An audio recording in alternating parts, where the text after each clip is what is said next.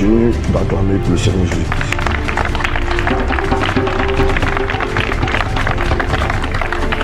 Mon frère, je ne peux pas dire d'acclamer pour moi, ni d'acclamer pour le Seigneur Jésus-Christ. La personne qui t'a donné la vie, qui t'a donné la santé pour que tu sois ici, il faut l'acclamer.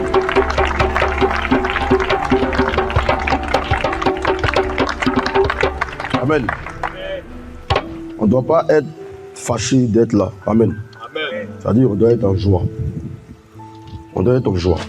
C'est-à-dire que dans la parole même que nous écoutons, le thème, on dit quoi? La parole est la source de notre joie. Amen. Mais est-ce que nous sommes en joie d'être là? Amen. Est-ce que nous sommes en joie? On n'attend même pas les amens. Parce que si c'était un match de Real de Madrid, on était en train de regarder là. La maison est de trembler. Amen. Donc essayons d'acclamer pour le Seigneur Jésus-Christ. Acclame pour le Seigneur, mon frère. Sois en joie. Sois joyeux. Amen. Ce soir, nous sommes là pour un programme très gagnant. Parce que ce programme-là, on appelle ça la marathon. Amen. Amen. Ça veut dire qu'il y a deux types de marathons dans la vie. Mais quel marathon, toi, tu penses? Moi, je vois qu'il y a certaines personnes qui sont venues sac jouer ballon. D'autres même se sont apprêtés pour venir courir. D'autres même déjà sont en train de penser même déjà même comment même ils vont faire déjà pour manger déjà ce soir. Personne même ici même peut-être combien de personnes qui ont envoyé la Bible, combien de personnes qui ont envoyé un bic, peut-être une feuille pour prendre des notes. Amen. On ne parle pas de ce marathon qui est dans ce monde que chacun cherche à gagner. C'est pas de ça que nous parlons. Amen. Parce que le marathon de ce monde-là, c'est très très cruel. Voyez, le marathon de ce monde, quelqu'un peut tomber. Mais pour t'arrêter même, pour apporter même ton aide à cette personne-là, c'est difficile. Amen. Parce que toi aussi, tu cherches à gagner. Mais ce n'est pas dans ce sens-là.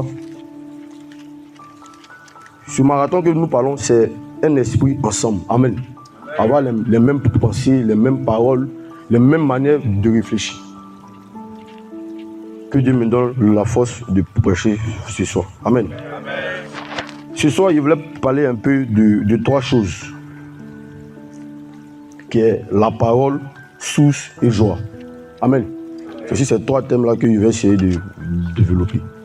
Parce que la parole de Dieu, c'est quelque chose qui est très très délicat. C'est-à-dire, on ne vient pas prêcher, ou mais on ne vient pas s'arrêter à la chair pour se faire plaire. Soit faire sortir les paroles de notre bouche. Non. La parole, ça se vit. Amen. Ça veut dire que la parole, c'est vie. La parole, c'est vie en toi. C'est-à-dire, une fois que cette parole-là sort de ta bouche, tu dois être attentif. C'est-à-dire que ceux même qui t'écoutent doivent avoir déjà peut-être l'exemple sur toi. C'est ça la parole de Dieu. Amen. Mais est-ce que nous avons cette parole-là en nous? Est-ce que nous sommes attentifs à la parole? C'est la question. C'est-à-dire que je vais poser même déjà question à 2-3 personnes ici pour me donner même un verset que le frère Balo vient de donner, ça serait difficile. Amen. Mais est-ce que nous sommes attentifs à la parole? Ça, c'est la première question. Donc on va se baser d'abord sur la parole. Après la parole, on va parler les sources de la vie. Amen. Parce que nous devons être assoiffés de la parole. C'est-à-dire que nous devons avoir la rage. De la manière que nous, on a soif, et puis on cherche l'eau pour boire, pour que notre corps puisse être à l'aise là. C'est la même chose que nous devons avoir. Mais est-ce que nous avons cette soif-là d'être là? Ça, c'est le deuxième point. Amen. Troisième point, on va parler de la joie. Est-ce que nous sommes joyeux? Parce qu'une personne qui a la joie, là, ça se sent sur son visage. Hein. Il y a certaines personnes qui ne rient pas. Quand tu le vois, tu dis, mais ce type, il est vilain. Ça se sent. Amen. Oui, ça se sent. Une personne qui n'est pas joyeuse, ça se sent sur son visage. Mais est-ce que nous sommes joyeux? Amen. Est-ce que le passage qui est le passage le plus court de la Bible, est-ce que nous mettons ça en pratique? Amen. On va prendre notre Bible dans le livre des Proverbes. Proverbe 4, verset 20.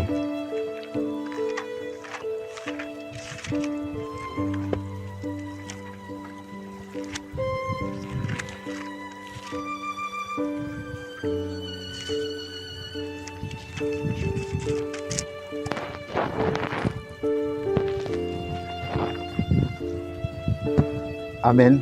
Amen. Écoute mes paroles, mon fils. Prête attention à mes conseils. Amen. Amen. Dans ma version, c'est écrit, mon fils, sois attentif à mes paroles et prête l'oreille à mes discours. Amen. C'est ce que je disais, mais est-ce que nous sommes attentifs à la parole? C'est la question qu'on doit se poser. Est-ce que on a le désir de venir écouter la parole de Dieu? Mon frère, écoutons la parole. Donnons-nous à la parole. Voyez, c'est cette parole-là qui peut faire de nous ce que nous voulons. Amen. Moi, je dis toujours à mes gens que dans la Bible, il y a tout dans la Bible. Amen. Amen. Dans la Bible, il y a tout. Mais si tu veux, là même, il y a des psaumes, il y a des versets que tu peux réciter, qui peut te donner une joie toute la journée. Parce que certaines personnes pensent que avoir la joie, c'est la richesse. Non, mon frère, la santé même, c'est la joie. Il y a certaines personnes même qui ont tout le million du monde, là, mais ils n'ont pas la santé. Ils n'ont pas cette richesse-là que toi tu as. Cette richesse de venir t'asseoir chaque jour, de venir écouter la parole de Dieu, de venir d'être attentif à la parole. Ils n'ont pas ça. Amen. Amen. Il y a certaines personnes qui payent l'homme pour venir, pour qu'on puisse lui dire seulement que mon frère, Jésus t'aime. Venir prier pour lui là. Il y a des personnes qui payent l'homme pour ça. Des millions et des millions. Amen. Et toi, tu as le privilège d'être là, de venir écouter la parole. C'est nonchalant. On dit Amen même, c'est difficile de dire Amen. On dit d'acclamer le Seigneur, c'est difficile d'acclamer le Seigneur. Mon frère, sois attentif à la parole. Amen. On va continuer dans le livre de Jérémie. Jérémie 15, 16.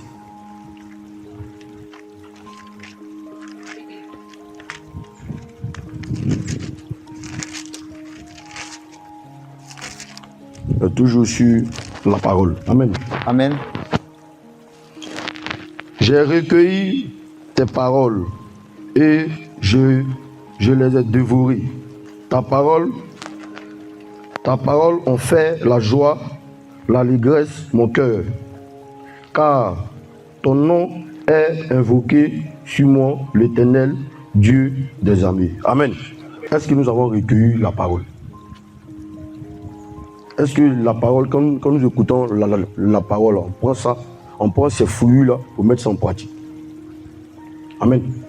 C'est-à-dire, tout de suite, si on voit tout de suite peut-être une mangue qui est là, qui brille, on va commencer à calculer comment venir couper cette mangue-là pour ne pas qu'on nous voit. Amen. Ça, c'est la mentalité de l'homme.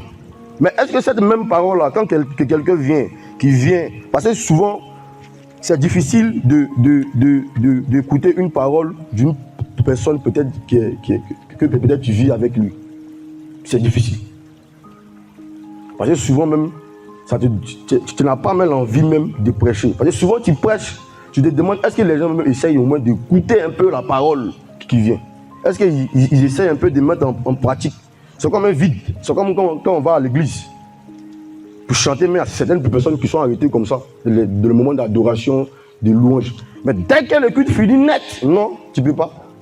C'est des bavardeurs et des bavardeurs. Amen. Mais est-ce que nous cueillissons la parole qui fait ce que nous entendons? C'est la question, il faut qu'on se pose.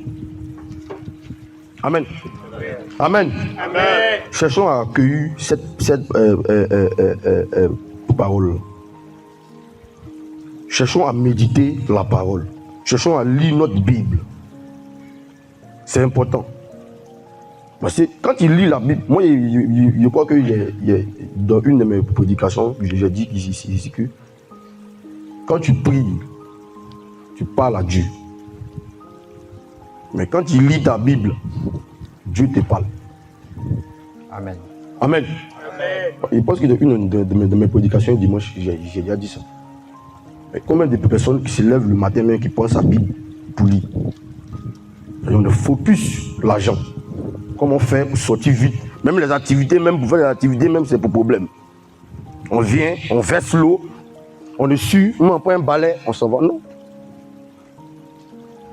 Ça veut dire que notre vie est remplie de Chanel. On ne se donne pas à la parole. C'est pour ça que ce programme de marathon, là, c'est bon. C'est vrai que c'est... On va rester là des heures, mais des heures, là, on va apprendre beaucoup de choses. Amen. Ça veut dire qu'on ne doit pas être assis ici en vain. Non, on ne doit pas être assis ici en vain. Ça veut dire que du moment que tu quittes ici, que tu reçois les paroles et les différents thèmes que ces personnes viennent donner là, on doit sentir ça en toi. Amen.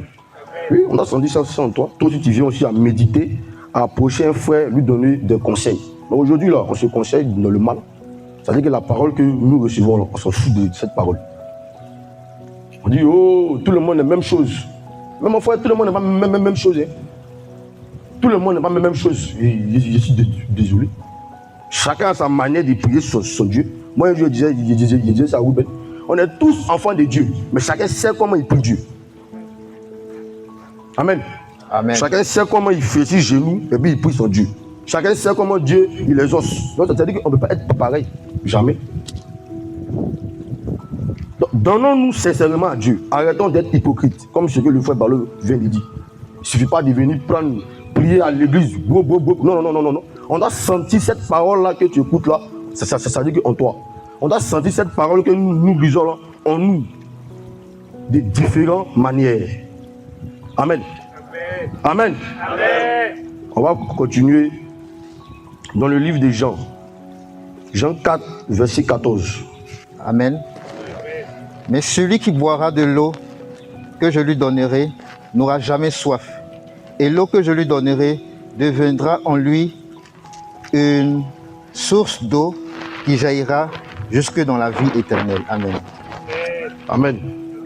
Est-ce que tu veux boire cette eau qui est la parole de Dieu? Parce que c'est ça. On ne va pas parler de l'eau Awadi, mais non. On te parle de l'eau qui peut te faire réjaillir. On te parle de l'eau qui peut te rendre propre. On te parle de l'eau où même quand tu passes, on sait qu'il y a un homme qui passe. Amen. Amen. C'est ça. Cette eau-là qui fait de toi un homme nouveau. C'est de ça qu'on parle. Mais est-ce qu'on a cette soif-là de boire cette eau? C'est la question qu'il faut qu'on se pose. Amen. Parce qu'il y a trop de mal en nous. Trop de mal. Il y a trop de mal en nous.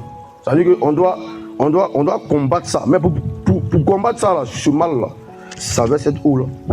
Pardon, il faut relire ça encore. Mais celui qui boira de l'eau que je lui donnerai n'aura jamais soif.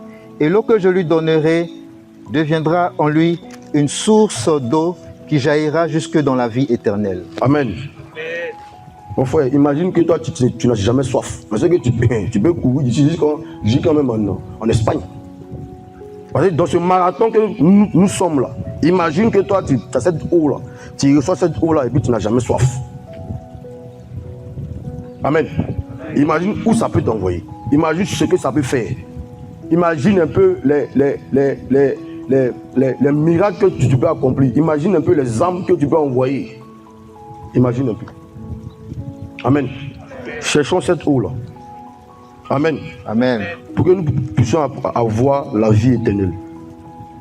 Parce que notre vie, notre récompense sur cette terre, c'est la vie éternelle, mon frère. Amen. Amen. C'est pas la nourriture, c'est pas comme d'autres ils ont l'habitude de dire, mon salaire c'est la nourriture. Nous sommes ici par rapport à quelque chose, mais cette chose qu'on attend depuis là, on espère avoir là, c'est la vie éternelle.